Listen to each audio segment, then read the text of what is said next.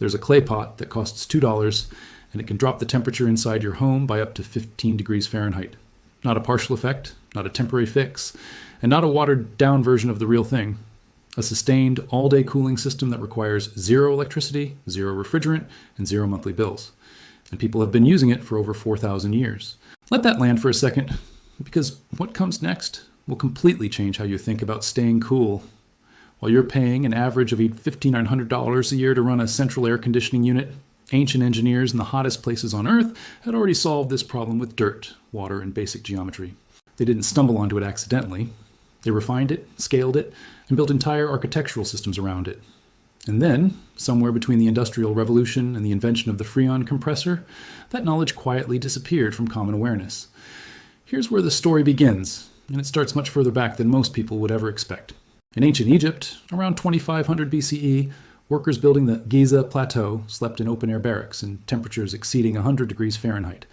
Archaeologists excavating those sites found evidence of large porous clay vessels placed in doorways and along walls, kept wet by servants throughout the day.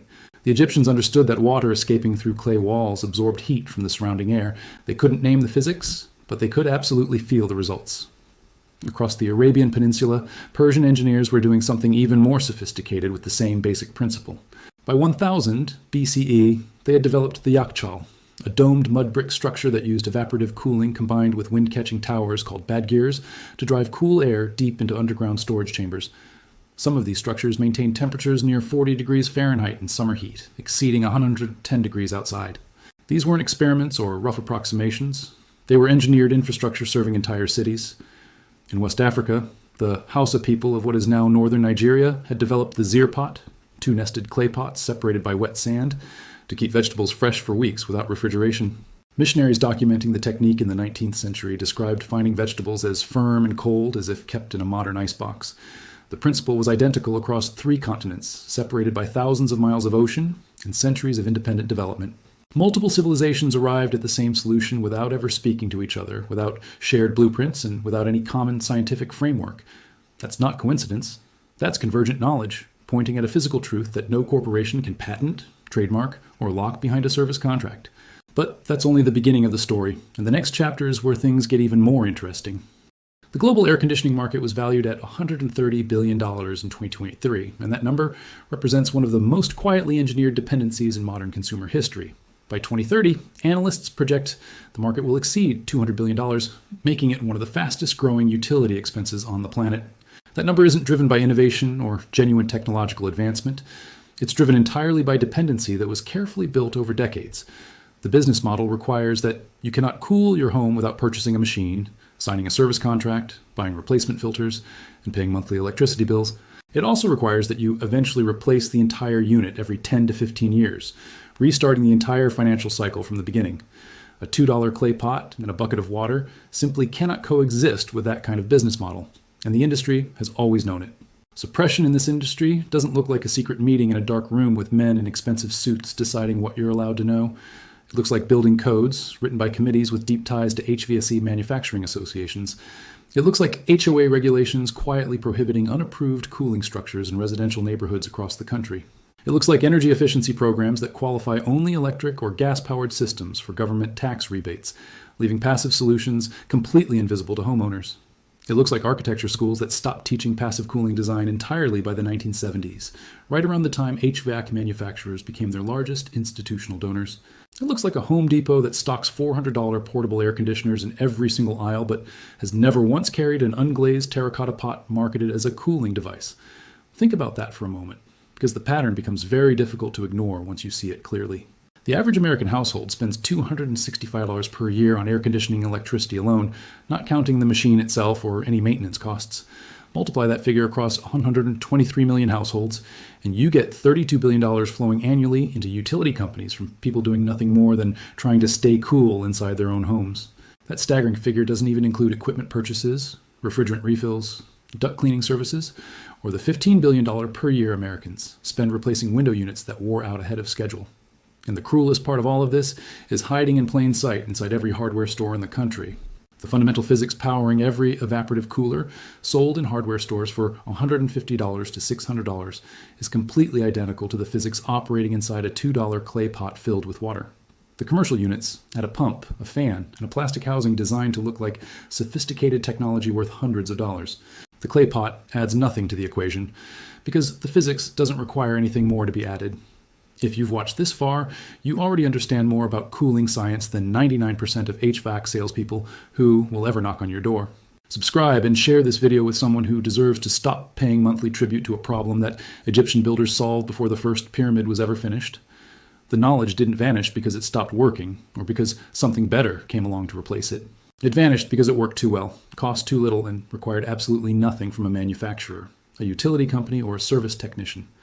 There is no service contract for a clay pot, no annual refrigerant recharge fee for water, and no proprietary replacement filter required for the process of evaporation.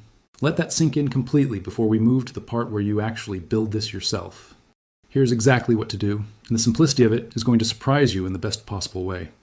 Get 2 unglazed terracotta pots, one large and one small, from any garden supply store, Walmart garden section, or dollar store near you. Look specifically for pots with no painted glaze on the outside surface, because the glaze seals the pores and destroys the entire cooling mechanism. The larger pot should be roughly 2 inches wider in diameter than the smaller one to create the critical gap between the 2 walls. Total cost for both pots together runs between $1 and $3, depending on where you shop and what sizes you choose. Plug the drainage hole in the bottom of each pot using a small cork, a flat pebble sealed with candle wax, or a piece of waterproof tape pressed firmly inside. The seal doesn't need to be perfectly watertight. It just needs to slow the drainage enough for the sand to stay saturated between refills. Place the smaller pot inside the larger one so they sit centered and stable with an even gap running all the way around the sides. Fill the gap between the 2 pots completely with clean sand because play sand from any hardware store works perfectly for this purpose. Pack the sand moderately to remove air pockets, but don't compress it too tightly, since the water needs to move freely through the sand layer. The sand should fill the space completely between the 2 walls from the bottom all the way up to the rim. Now saturate the sand completely with water, pouring slowly and steadily until the sand cannot absorb any more liquid.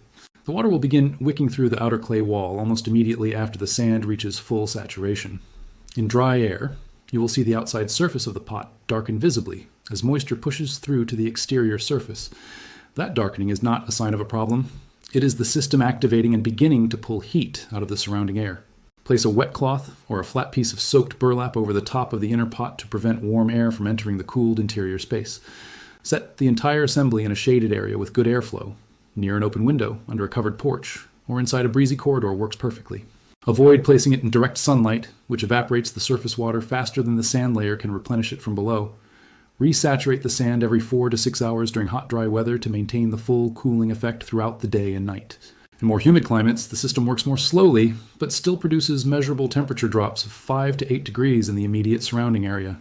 Total investment for this entire build comes to about $3 and roughly 20 minutes of your afternoon to assemble and activate. A portable electric evaporative cooler at Home Depot costs a minimum of $180 and achieves the exact same physical outcome through the exact same scientific process. A retired school teacher in Tucson, Arizona named Carol Wyndham documented her personal results over an entire month of August, the hottest month on record in her city at 109 degrees average daily high. She built her double pot system using a 12-inch and a 10-inch terracotta pot that she purchased together for $275 at a local garden center. Placed beside her bed near an open window, her indoor thermometer registered consistently 8 to 12 degrees cooler directly beside the pot throughout every night of that month. Her electricity bill for that August dropped by $34 compared to the exact same month the prior year, with no other changes made to her home or habits. That result came from a clay pot, a handful of sand, and water. Nothing more and nothing less. The science holds permanently because the underlying physics is completely irreversible and has never once changed across 4,000 years of human history. Water will always carry heat energy away when it evaporates. Porous clay will always allow water to migrate through its walls, and moving air across a wet surface will always accelerate the entire process. No battery required, no warranty card to register, and no monthly subscription fee to maintain access to the laws of thermodynamics. Egyptian laborers, building monuments in the desert heat, knew this principle and used it every single day to survive. Persian city planners designing infrastructure for hundreds of thousands of people knew it and engineered entire districts around it. Nigerian farmers preserving their harvests without electricity knew it and fed their families because of it. Hausa grandmothers building the Zeer pot with their own hands knew it and passed it down through generations of practical knowledge. Your great-great-grandparents, living their daily lives before central air conditioning was commercially introduced in 1902, knew it and relied on it without question. A $130 billion industry depends entirely on you never connecting those names, those civilizations, and that $2 pot into a single coherent picture. This knowledge never actually disappeared from the physical world. It was simply priced out of your awareness through decades of deliberate economic and cultural displacement. Chemistry doesn't care about brand strategy, and water has never once consulted a marketing department before deciding to evaporate. A $2 pot will cool your room tonight, whether the energy company approves of the method or not. Every share of this video cracks the wall they spent billions of dollars building around this information, one person at a time. Every subscription keeps this channel digging deeper into the vaults they assumed were sealed permanently and forgotten completely. The next vault opens very soon, and what's inside might be the most quietly suppressed trick of all.